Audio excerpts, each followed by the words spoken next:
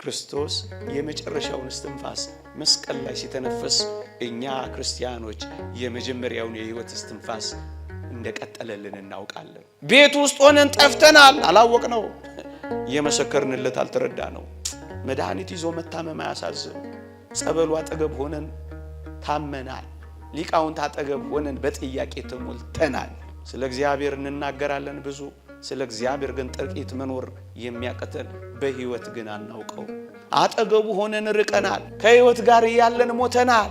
ማወቅ ማለት በሕይወት መኖር ማለት ነው። በእውነት አውቀነዋል። ለምንድን ነው መሸሸግ ያስፈለገው? ዲያብሎስ እንዳይሸሽ ነው። ታስታውሳላችሁ? ክርስቶስ ታላላቅ ታምራትን እንኳን እያደረገ አትናገሩ ነበር የሚለው መስላችኋል? ይህንን እያየ ይህን እየሰማ ከመዋጋትም ጭምር እንዳይሸሽ እኮ ነው ወገኖቼ። ሌላስ ለምን መሰወር አስፈለገው? አይሁድ ገና ያለ ዘር መጸነሱን ገና በልጅነቱ በድንግልና መወለዱን ቢያውቁ ኖሮ ገና በልጅነቱ ይበሳጩበት ነበር።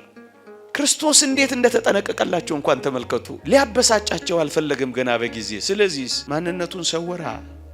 ያለ ዘር መጸነሱን በድንግልና መወለዱን ቢያውቁ ኖሮ ታስታውሳላችሁ? ገና 33 ዓመት ሲሞላው ድንጋይ አንስተን እንውገረው ያሉ። ይሄንን ቢያውቁ ኖሮ ምን ይሆናሉ? ገና በልጅነታቸው በብስጭት ገና በልጅነቱ በሕፃንነቱ በብስጭት ይቃጠላሉ። አጋንንትማ ሁሉንም እንፍጅ ባሉ ነበር። ቢያውቁ ኖሮ ምን ያረጉ ነበር? ደም ያፈሱ ነበር ካፈሰሱት በላይ። ለዚህ ነው የሰወሩ።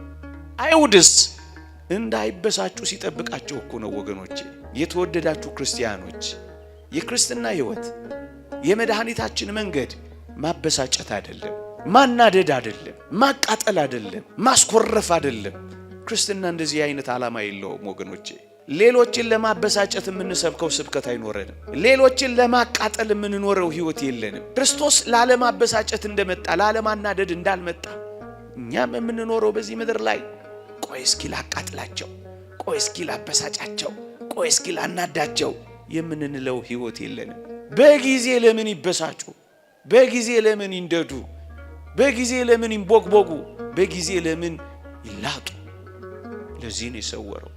ሲጠብቃቸው ነው የሰወረው። ሌላ ስለምን ሰወረው ካላችሁኝ፣ የተወደዳችሁ ኦርቶዶክሳውያን ግራ እንዳይጋቡ ነው አይሰወረባቸው። ያለ ዘር መጸነሱ በድንግልና መወለዱን ቢያውቁ በጣም ግራ ይጋቡ ነበር። ግራ እንዳይጋቡ ነው የጠበቃቸው ወገኖቼ። የጌታችን ወደዚህ ዓለም መምጣት ለማዳን ነው እንጂ ግራ ለማጋባት አይደለም። ለማረጋጋት እንጂ ለማስደንገጥ አይደለም። ሕይወት ለመስጠት እንጂ ለማስደነቅ አይደለም። የክርስትና አገልግሎት የክርስትና ሕይወት ማስደነቅ አይደለም ዓላማችን። ቅዳሴያችን ለማስደነቅ አይደለም፣ ሕይወት ለመስጠት ነው። ስብከታችን እጅ በአፍ ለማስጫን አይደለም፣ ሕይወት ለመስጠት ነው። ማስደነቅ አይደለም ዓላማው፣ ማስደንገጥም አይደለም ዓላማው፣ ማስደንበርም አይደለም ዓላማው።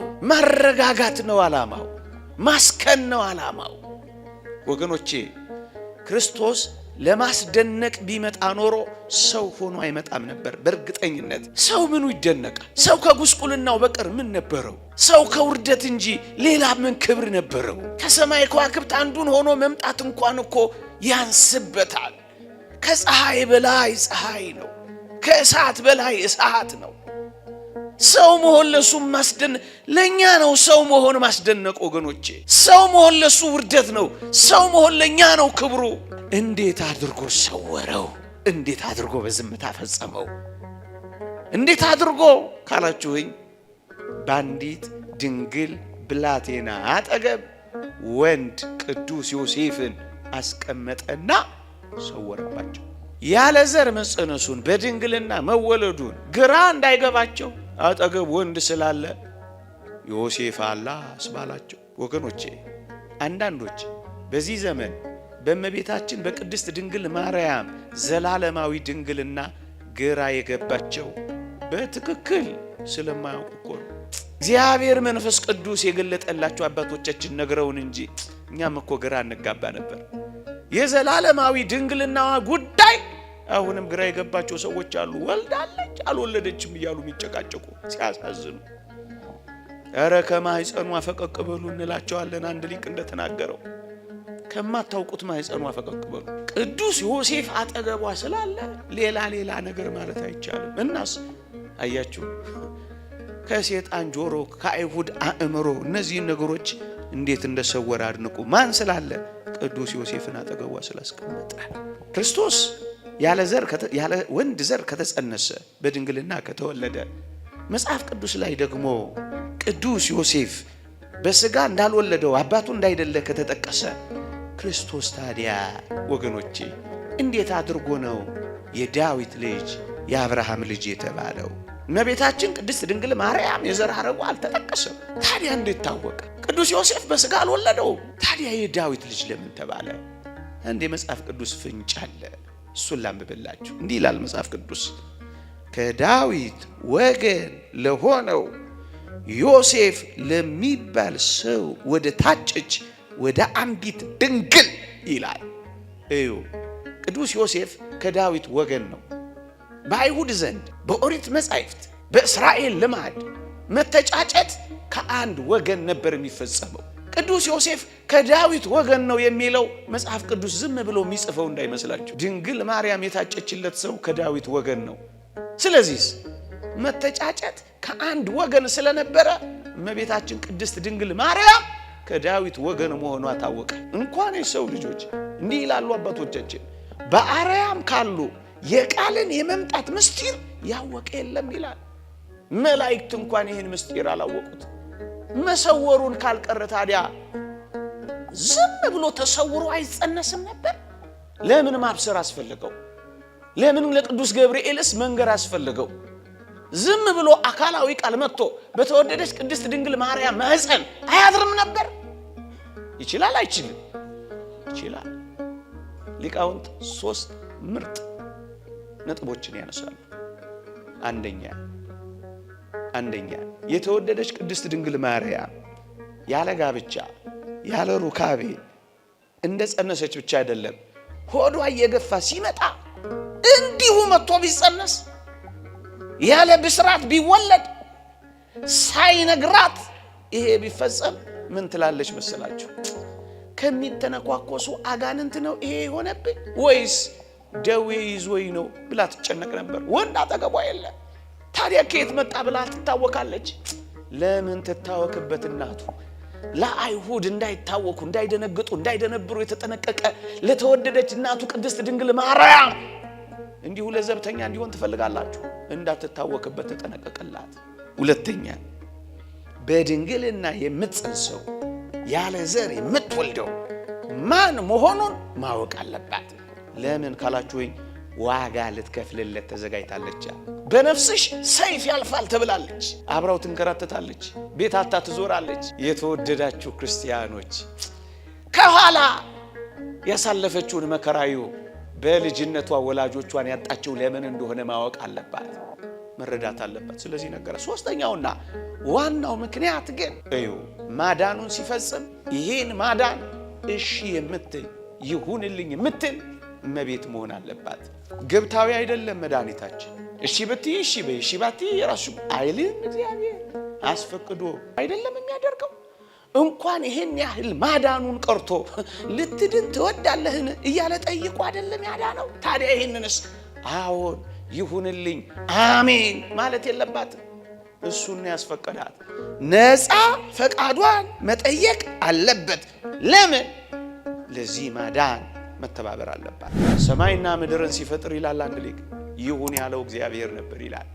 የአዲስ ኪዳን ፍጥረት ሰው በመስቀል ላይ ሊፈጠር ሥራ ሲጀመር ይሁንልኝ ያለችው ደግሞ እናቱ ነች ይላል። መጀመሪያ አባቱ ከዛስ እናቱ ይሁንልኝ። ይህ አስደናቂ ልደት ነው። ይህ አስደናቂ ጽንስ ነው። ለዚህ ነው ቀስ ብሎ በዝምታ ሰውሮ ይፈጸመው። ለዚህ ነው እንዲነገር በብስራት የሚያደረገው። ያዕቆብ ዘስሩግ ያደንቃል። ባለጠጋ ሆኖ ገብቶ ደሃ ሆኖ የወጣ ምንኛ አስደናቂ ነው። ዝምተኛ ሆኖ ገብቶ ተናጋሪ ሆኖ የወጣ በግ ምንኛ አስደናቂ ነው። ኃያል ሆኖ ገብቶ ደካማ ሆኖ የወጣ ምንኛ ጽሑፍ እግዚአብሔር ነው ብሎ ያደንቃል። አይሁድ የክርስቶስን ጎን ሲወጉ፣ ሮማውያን ቆመው ሲያስወጉ፣ እነሱ ጎኑን ሲያስወጉ የሚያውቁት ክርስቶስን እንዳደሙት፣ እንዳቆሰሉት፣ እንደጎዱት ብቻ ብቻ ያውቃሉ። እኛስ እንዴት እናውቃለን? እኛ ግን ከቅዱስ ኤፍሬም ጋር ሆነን የክርስቶስ ጎኑ ሲወጋና ጎኑ ሲከፈት የገነት በር እንደተከፈተልን እናውቃለን ይላል ሊቁ። በረከቱ ይደርብን። አዎ በዚህ ዘመን በትላንትም ዘመን በመጽሐፍ ቅዱሳችን ላይ ኢየሱስ ፈራ፣ ኢየሱስ ደነገጠ የሚሉ ቃላት ሲያዩ አንዳንዶች በዚህ ዘመንም በትላንትም የነበሩ ሰዎች የሚያዝን፣ የሚተክዝ፣ የሚፈራ፣ የሚደነግጥ አምላክ ነው ትላላችሁ። አያውቁትም ለምን እንደሆነ። እኛስ ኦርቶዶክሳውያን ክብር ለሊቃውንት ለአባቶቻችን ምን እናውቃለን በዚህ ውስጥ ካላችሁ ወይ ወገኖቼ እዩ። ፈራ፣ አዘነ፣ ደነገጠ፣ ተከዘ በሚሉት ቃላት የነፍሳችንን ካሳ የካሰልን እንደሆነ እናውቃለን።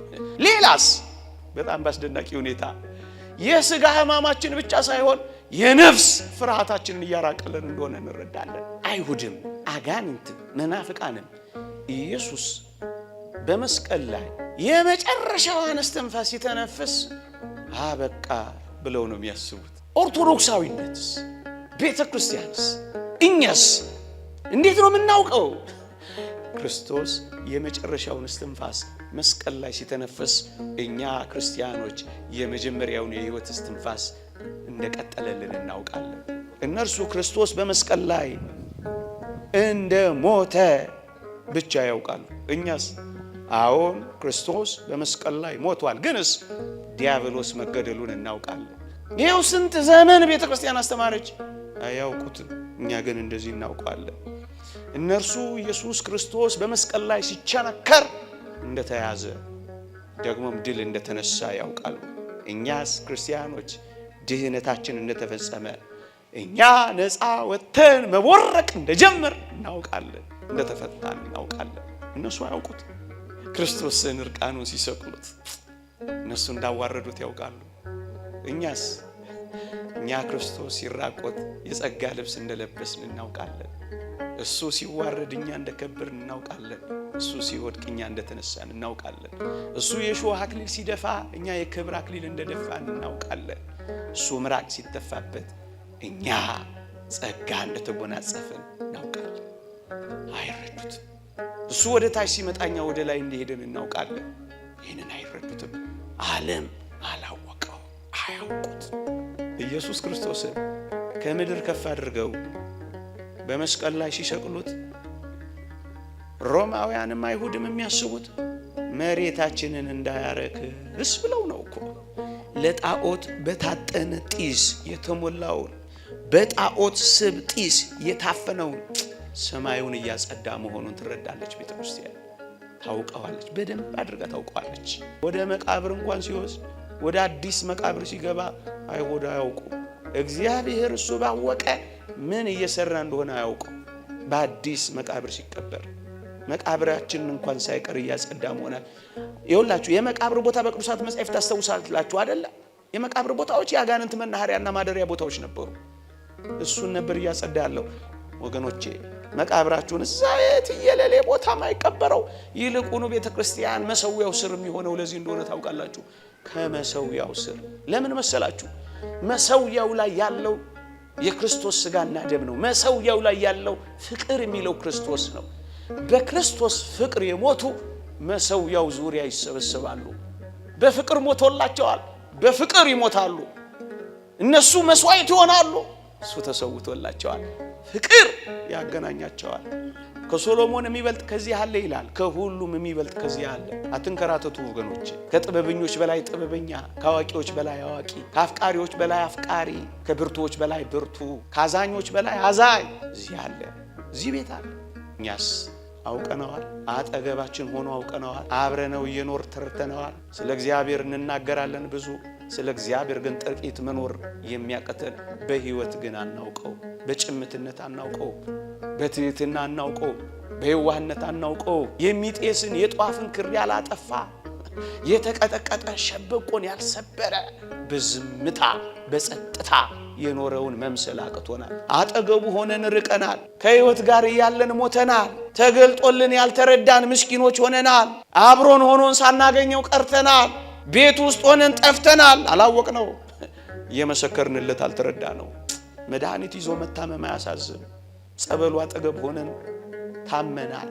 ሊቃውንት አጠገብ ሆነን በጥያቄ ተሞልተናል። ማወቅ ማለት በህይወት መኖር ማለት በእውነት አውቀነዋል። የምታገለግሉት ጌታ ክርስቶስ ነውና ብሎ ቅዱስ ጳውሎስ እንደነገረን የምናገለግለው የምናመልከውን አምላክ በህይወት ቀምሰነዋል፣ አውቀነዋል፣ ገብቶናል። አላወቁት። ይቆየን። የእግዚአብሔር ቸርነት፣ የእመቤታችን አማላጅነት፣ የቅዱሳን በረከት ረድኤት አይለየን። እንድናውቀው ይርዳን፣ በህይወት እንድንመላለስም ያገዘን።